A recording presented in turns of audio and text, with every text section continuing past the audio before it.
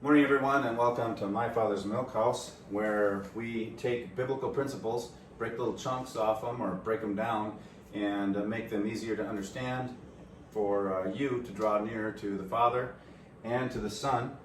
And we're going to do that using Ephesians 2, 8, and 9 today. This is a fairly famous passage, recited and memorized and cherished by people, including myself, for years and years and years. We've got, starts in verse 8, For by grace are ye saved through faith, that not of yourselves, it is a gift of God, not of works, lest any man should boast. This is the King James Version. And it goes on to say, For we are his workmanship, created in Christ Jesus unto good works, which God hath beforehand ordained that we should walk in them. Wherefore remember that ye being in time past Gentiles in the flesh, who were called uncircumcision by that which is called the circumcision, the flesh made by hands, that at that time you were without Christ, being aliens from the commonwealth of Israel, and strangers from the covenants of promise, having no hope and without God in the world. But now, in Christ Jesus, ye sometimes were far off, are made nigh by the blood of Christ. For he is our peace, who hath made both one, and hath broken down the middle wall of partition between us, having abolished in his flesh the enmity, even the law of commandments contained in ordinances, for to make in himself of twain new man, so making peace, and that he might reconcile both unto God in one body by the cross, having slain enmity thereby. And came and preached peace to you which were far off, and to them that were nigh. And for them, and through him we have both access by one Spirit unto the Father.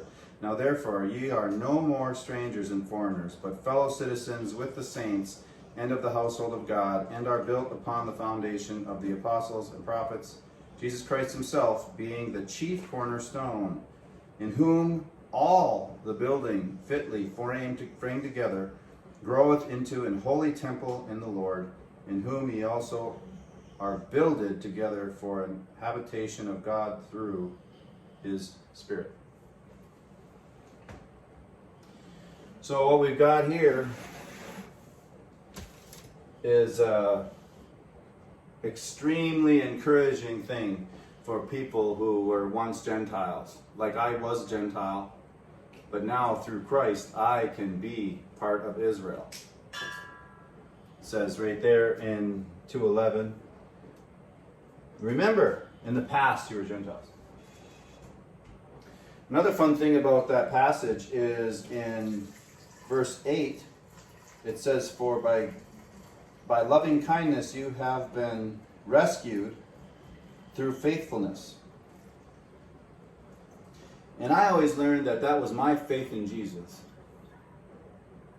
And it's not. It is the faithfulness of Yahweh, lest any man should boast. It is a gift. And the gift is not your faith. Like some teachers would teach, Calvinists think that the gift is your faith. You can't have faith in God unless he gives you the faith to put in. That's not what it's saying. It is saying that it is the faithfulness of Yahweh and the Son who made a promise and fulfilled it to Abraham to bring in the new covenant so that Abraham's seed could be as great as the sands of the sea and the stars in the sky. So if you read Ephesians 2 with the understanding that through the power of God's Spirit, Yeshua HaMashiach came, he was faithful to the Father, and they were both faithful to Abraham, and through the promises made long ago, we have this blessed gift. And the gift is not faith, but the gift is to be brought in to the nation of Israel and have all the blessings that come with that. The promises of God for the child of God. You can't be a child of God unless you're grafted in. Ephesians 2 and Romans 9. Okay?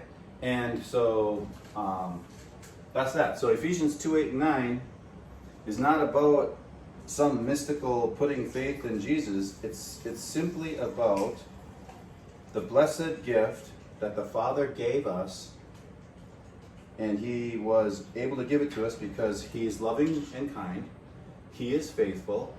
He desires that we would all come to Him and be rescued. He desires that we all join into the vine of Christ and join with Israel and Judah and like all those people. And we'd be a mixed multitude, and we would follow Him in faithfulness. So He's faithful to us first.